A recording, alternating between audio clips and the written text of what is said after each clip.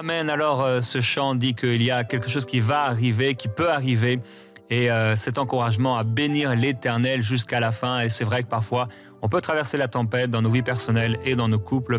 Et il est important de pouvoir continuer de bénir le Seigneur. Alors qu'on va parler dans quelques instants avec Annabelle de la crise de mi-parcours qu'on peut vivre dans notre couple, dans notre vie personnelle. Après la pensée du jour, donc, on va entrer dans ce thème d'aujourd'hui et continuer à bénir le Seigneur même s'il y a des difficultés. Et comme chaque mercredi ensemble, on partage un verset ou un passage d'un livre de la Bible. On avait commencé dans le livre de la Genèse et nous sommes rendus dans le Cantique des Cantiques. Donc c'est parfait pour cette série sur les couples avec ce titre « Attraper les renards ». Et on lit ce verset avec Marie dans Cantique des Cantiques, chapitre 2, verset 15. Prenez-nous les renards, les petits renards qui ravagent les vignes, car nos vignes sont en fleurs. Merci Marie. Alors ces petits renards, donc ils ont l'air de rien, mais s'ils passent en fait à la mauvaise saison, au moment où la vigne est en fleurs, en fait la vigne est très fragile. Et il suffisait donc que les renards passent avec leur queue et qu'ils courent rapidement en fait dans les vignes pour faire perdre la vigne. Et donc, c'est un peu ce qui peut se passer dans nos vies. Il y a certaines saisons qui arrivent. Les saisons sont différentes. C'est pas parce qu'aujourd'hui tout va bien dans le couple que demain tout ira bien. C'est ce qu'on aimerait. Mais il peut aussi arriver de la tempête, du vent, des vents contraires, de la pluie. Et il va falloir réussir à s'adapter. Et surtout, il va falloir continuer de faire ce qui est bien. Celui qui ne se lâche pas, qui ne lâche pas dans sa persévérance, ce qu'il sait être bien, eh bien certainement la bénédiction du Seigneur continuera dans la vie de celui et de celle qui continue de faire ce qui est bon. Donc les petits renards, c'est qui symbolisent ces petites choses de la vie de tous les jours que ça a l'air peut-être insignifiant au début, mais ça peut avoir des dommages si on n'entretient pas notre couple et ça peut ronger vraiment la relation amoureuse. Donc ça peut être l'oubli des attentions. On avait des belles intentions, on avait une belle routine qu'on avait. Des incompréhensions aussi qui s'accumulent. On parle pas, on en a parlé hier avec Annabelle de ces discussions profondes et on veut pas avoir ces discussions profondes et donc ça s'accumule, un manque de communication et finalement, que la vigne du couple, elle est comme ravagée, fragilisée d'un couple peut-être même en pleine maturité ou un couple au commencement ou aussi un couple qui arrive à ce dont on va parler, donc une espèce de crise de mi-parcours. C'est des moments de transition aussi parfois dans une nouvelle saison d'âge de vie et qui sont délicats. Et si on ne fait pas attention, ça peut avoir des dommages. Mais on a une promesse dans la parole de Dieu, Cantique des Cantiques, toujours, chapitre 8 et verset 7.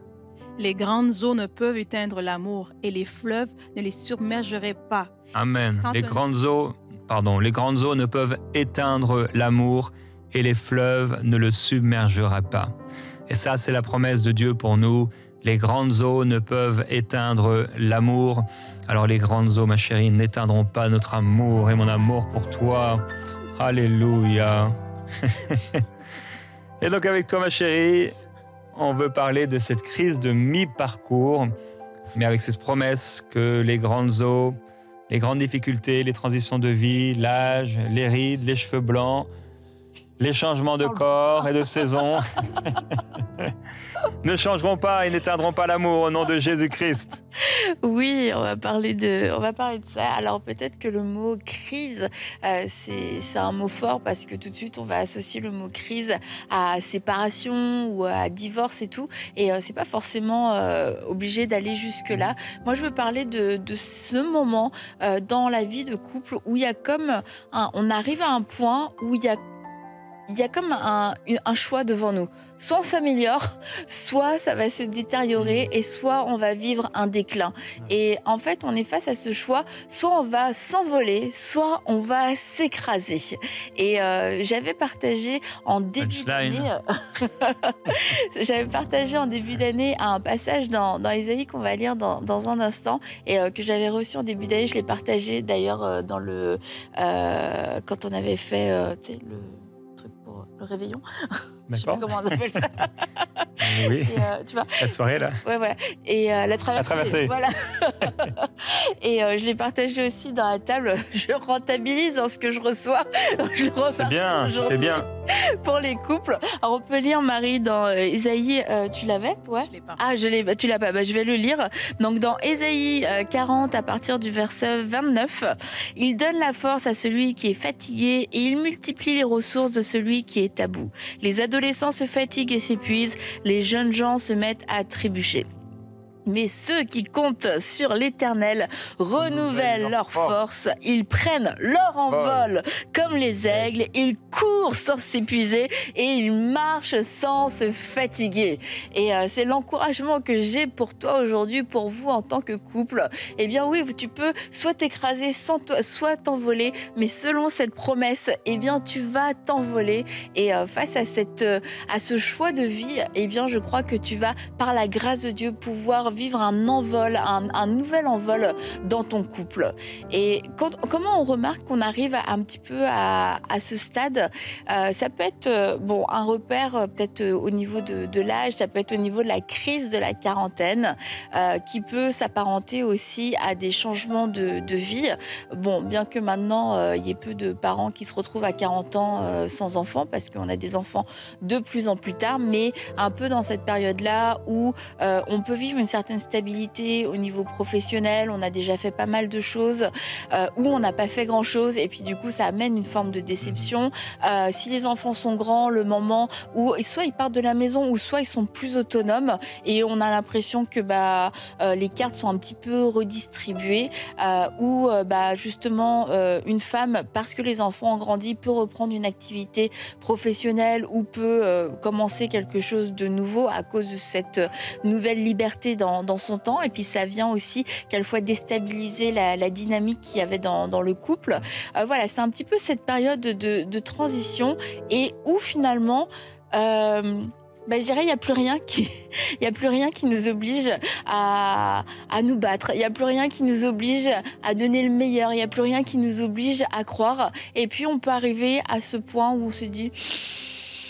je sais pas, j'ai plus trop envie. Puis finalement, commencer à vivre un déclin. Et ces petites choses qui étaient un petit peu fatigantes, un petit peu irritantes, deviennent vraiment énervantes au point de devenir insupportables. Et ça va être le signe. Est-ce qu'on est en train de commencer à s'écraser? Et c'est un peu de ça, de cette période-là dont je veux parler. C'est que en fait, on a le choix de vivre ce moment-là. Et c'est un moment tournant où en fait, on peut vivre un envol. On peut passer à une nouvelle dimension dans notre couple, et il y a un piège qui est là, qui nous dit tu pourras jamais revivre les premières années, tu pourras votre temps est passé, maintenant il va juste falloir continuer puis supporter. Non, il y a une belle saison qui arrive. Revenir à son premier amour. Oui, mais quelquefois mieux que le premier amour, parce que on en parle souvent du premier amour. Le premier amour, je parlais.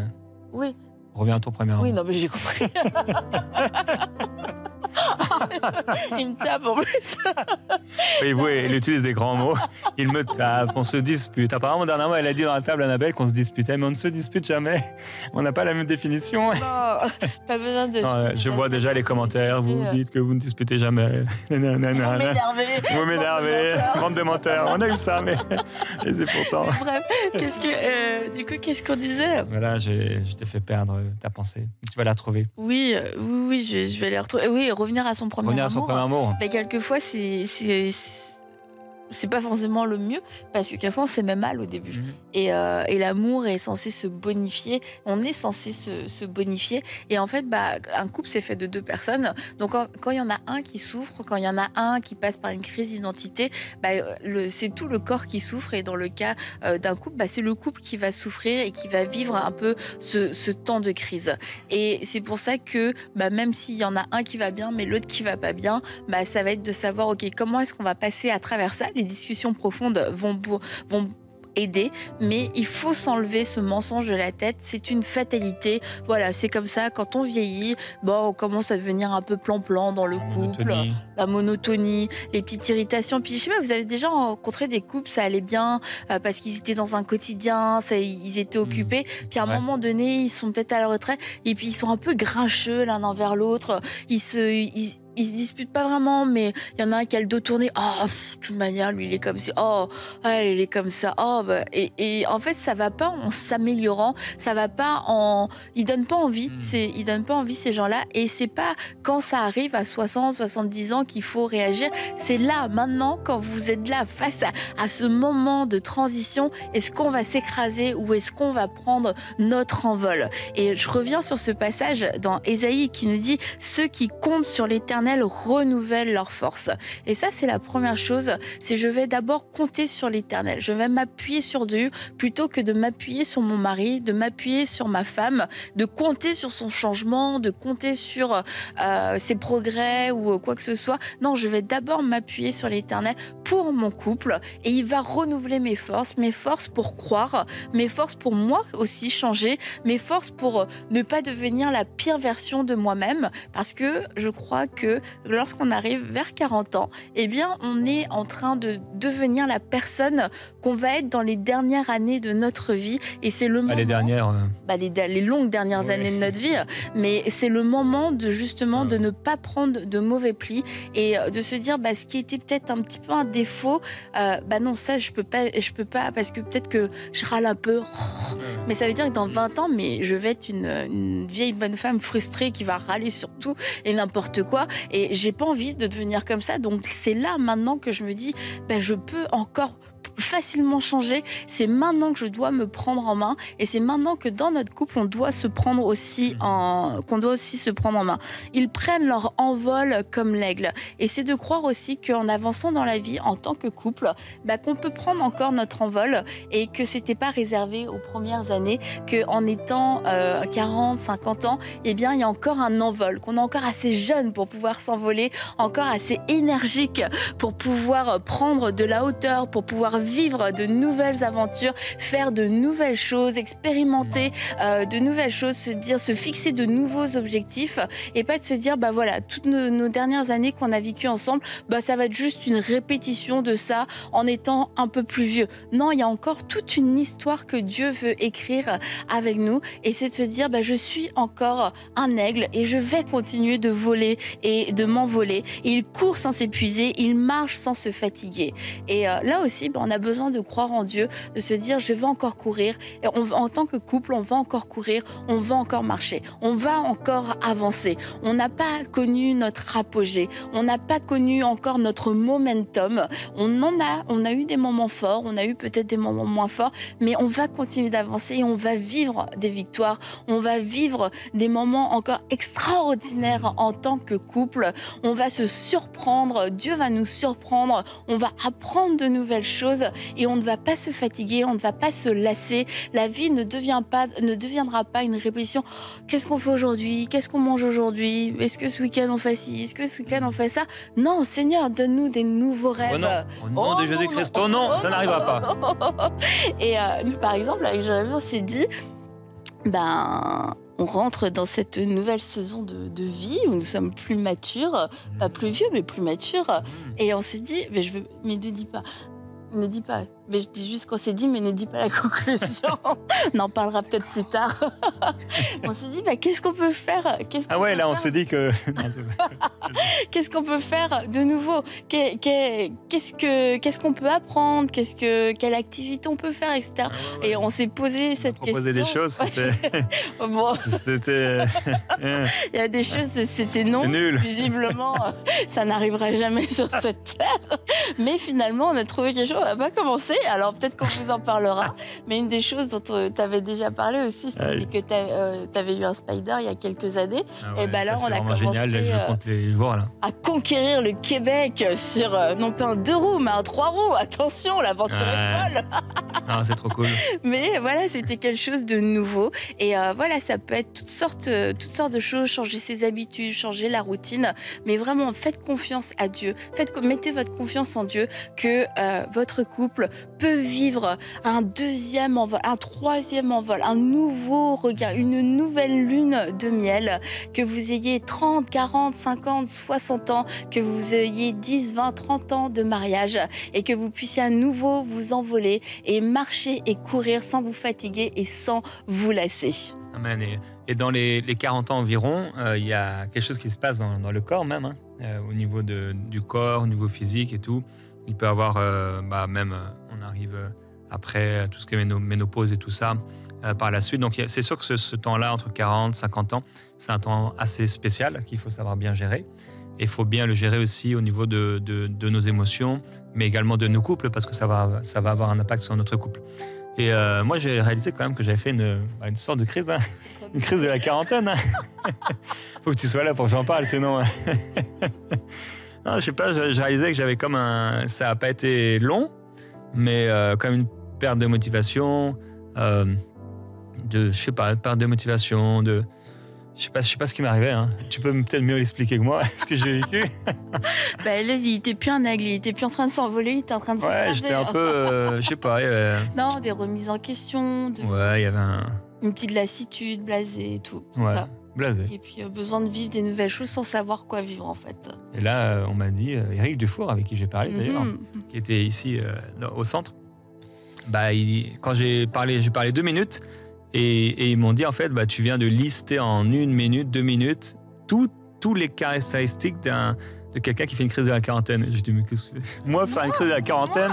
Moi faire une crise de la quarantaine? C'est quoi cette histoire? Spirituel pour ça.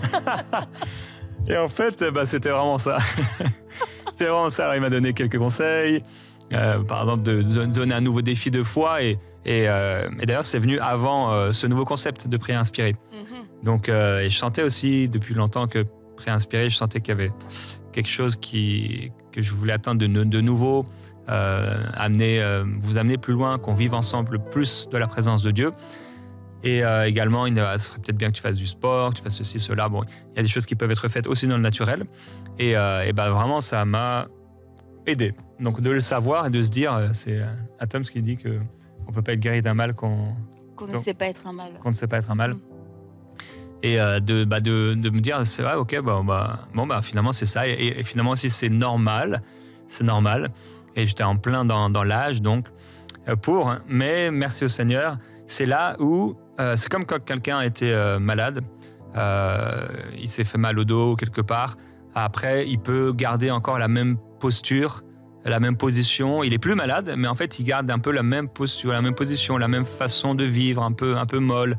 Et c'est là que c'est hyper dangereux, parce que si on fait pas attention et qu'on gère mal cette transition par exemple de quelqu'un pour la maladie, de la maladie à la guérison, en fait, commencer à penser encore, mais fais attention parce que tu vas retomber malade, ou fais attention pour soi-même ou pour les autres. Et c'est là que des gens, comme tu as dit, s'écrasent, s'écroulent. Et au lieu de se dire, non, c'est une décision, je ne suis pas obligé de rétrograder, mais comme dit la parole, je peux aller de gloire en gloire et comme l'aigle, en effet, m'envoler. Et dans le gloire en gloire, je crois qu'il y a la gloire et il y a souvent ce temps de crise. Et en fait, les temps de crise sont pas forcément symptomatiques de quelque chose qui est mauvais, mais c'est plus d'un changement et qu'on ne sait pas trop comment gérer. Et ça amène une forme de confusion, d'hésitation, etc. Et c'est de se dire, en fait, à chaque fois, quand j'ai l'impression que je traverse un temps de crise, comment est-ce que je peux grandir? Comment, dans tous les cas, je vais sortir de cette crise, mais soit je vais m'en sortir par le bas, soit je vais m'en sortir par le haut. Alors Seigneur, donne-moi l'intelligence et la sagesse et la foi pour sortir de cette crise par le haut et que cette crise soit finalement juste un temps de transition, une poussée de croissance et pas un temps de régression, parce que la crise aussi a un pouvoir spirituel, si on laisse la crise avoir un pouvoir spirituel d'intimidation qui nous fait croire, où il y a des mensonges qui nous font croire que on va retourner en arrière, que rien ne sera plus jamais comme avant, mais en mal. Et ça, c'est l'intimidation et ce sont des mensonges. Mais dans ce temps de crise, dans ce temps de remise en question, lorsqu'on a un esprit de foi, eh bien, on se dit, mais en fait, il y a mieux. Et il y a mieux, et il y a comme, oui, il y a comme cette remise en question qui n'est pas forcément une mauvaise chose. Mais maintenant, je dois résister à l'intimidation. Et avec un esprit de foi, je dois me lever pour aller de l'autre côté. Et c'est de l'autre côté que je vais vivre cette nouvelle gloire, que je vais vivre cette croissance. Et dans mon couple, que je vais vivre cet envol. Ça me fait penser à ce passage dans l'Ancien Testament quand ils ont bâti le nouveau temple et que ceux qui avaient connu l'Ancien étaient en train de pleurer alors qu'ils étaient devant quelque chose de tellement mieux. Et parfois on est comme ça. C'est accepter aussi d'abandonner l'enfant qu'on était et d'abandonner la première phase de notre couple telle qu'elle était, peut-être avec des enfants justement en bas âge et qui maintenant ont grandi. Et pour certains peut-être qui sont plus là dans la maison, et accepter que ça va être mieux. C'est une perspective de foi, c'est une décision de foi. Et on veut prier maintenant pour toi, pour vous, qui traversez ce moment de transition. Alors vous n'êtes peut-être pas dans la quarantaine, peut-être c'est autre chose, et peut-être pas dans une crise d'ailleurs de couple ou de mi-parcours dans le couple, mais quelque part, il y a quelque chose qui est en train de se passer, un temps de transition qui est là devant toi et devant vous. Et nous prions au nom de Jésus-Christ maintenant que la foi, nous parlons l'esprit de foi et nous déclarons l'esprit de foi, selon qu'il est écrit dans la parole, j'ai cru, c'est pourquoi j'ai parlé. Et là où tu es dans ce temps de prière maintenant, la prière, c'est pas seulement demander des choses à Dieu, mais c'est aussi parler la parole, prier la parole, déclarer la parole. Alors déclare avec moi, déclare avec nous que tu as un esprit de foi. Déclare, j'ai un esprit de foi. Et cette transition ne me fera pas m'écraser, mais elle me fera m'envoler. Et par la gloire, par la grâce de Dieu, je vais de gloire en gloire. Par la grâce de Dieu, mon couple ira de mieux en mieux. Par la grâce de Dieu, j'accueille cette nouvelle saison. C'est une belle saison. C'est une belle saison. Dieu est le Dieu des saisons. J'abandonne ce qui est ancien pour me revêtir de ce qui est nouveau. J'accueille ce qui est nouveau. J'accueille le vin nouveau au nom de Jésus. Le vin nouveau pour mon couple. Les fleuves, même les plus violents, ne pourront ôter l'amour dans mon couple. L'amour de Dieu pour moi. Rien, l'ennemi, rien ne pourra enlever l'amour que le Seigneur a pour moi. La puissance que Dieu met dans mon corps, dans mes membres. J'appelle cette puissance au nom de Jésus-Christ. Père, je te loue et je te remercie pour ces hommes, ces femmes, ces frères et ces sœurs qui sont dans ce temps de transition. Comme on en a parlé, comme j'ai pu aussi en témoigner en quelques mots, je prie, Père, pour ces personnes particulièrement qui traversent comme une sorte de crise, des remises en question. Et comme on en a parlé hier, Père, je prie pour des remises en question, mais qui amènent plus loin, une perspective de foi. C'est-à-dire pas comme Job que tu as corrigé à un moment parce qu'il n'avait pas une perspective de foi, mais que nous puissions avoir une perspective de foi face à l'avenir et croire que notre couple doit devenir meilleur et va devenir meilleur. Croire que nous aussi, notre caractère ne va pas s'empirer avec le temps.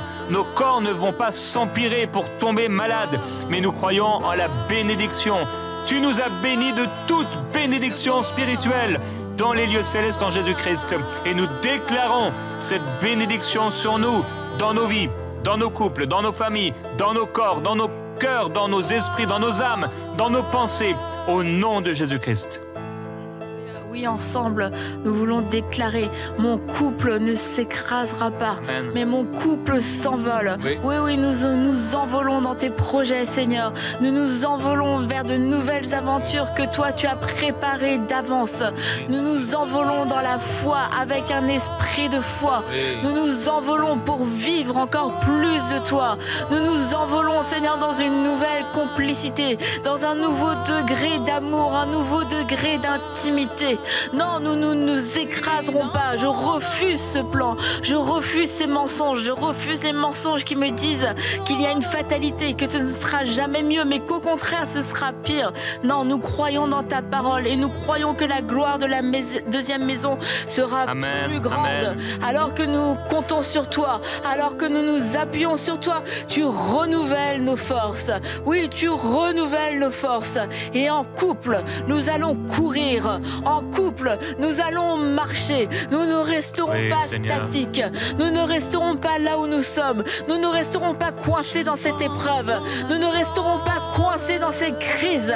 Mais nous allons avancer. Nous allons avancer et nous allons courir. Nous allons courir par ta force et par ta grâce. Oh, c'est toi qui souffles. Viens souffler, Seigneur, sur ces couples. Viens souffler sur ces couples pour leur donner un nouvel envol. Viens souffler sur ces couples afin de leur donner de l'air, leur donner du souffle dans leurs ailes. Oh Seigneur, merci pour ces couples qui s'envolent. Oui. Ces couples qui s'envolent avec légèreté. Ces couples, Seigneur, qui s'envolent mais qui Oui. ne s'enfoncent pas, mais qui vont, Seigneur, de plus en plus haut avec toi. Alléluia. Si vous êtes en couple, j'aimerais que vous puissiez vous prendre par la main et par les mains même. Prenez-vous les deux mains et que vous puissiez ensemble faire une prière de foi. Je ne veux pas forcément vous amener dans une prière, mais j'aimerais que tu puisses prier, toi, si tu es là le mari ou toi l'épouse, et que tu puisses commencer à déclarer. Non seulement, ne priez pas, mais en fait déclarer la parole maintenant. Déclarer la parole pour cette saison qui vient, déclarer la parole pour cette année qui vient, déclarer la bénédiction. Oui, continuez à parler la parole, à déclarer la parole. On vous laisse pendant 2 minutes. Maintenant, déclarez des choses bonnes sur votre couple, l'intimité, à tous les niveaux, au nom de Jésus-Christ. Et l'Esprit de Dieu est là et il va agir avec vos paroles.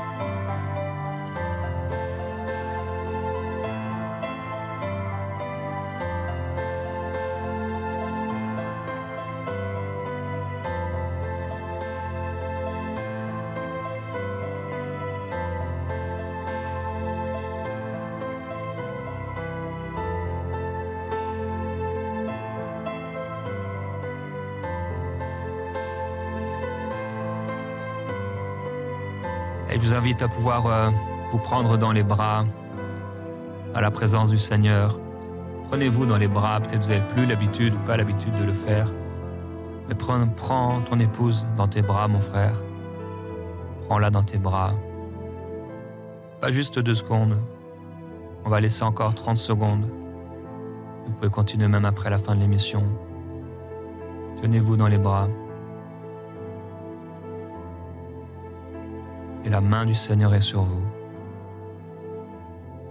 La main du Seigneur est sur vous pour faire réussir votre couple. Vous allez réussir par l'aide de Dieu, par la grâce de Dieu. Jésus-Christ est celui qui règne sur votre couple. Jésus-Christ est celui qui vous tient fermement. Vous n'allez pas être brisé et vous allez traverser ces épreuves, cette saison, avec l'aide de Dieu, celui qui gagne toujours, au nom de Jésus-Christ.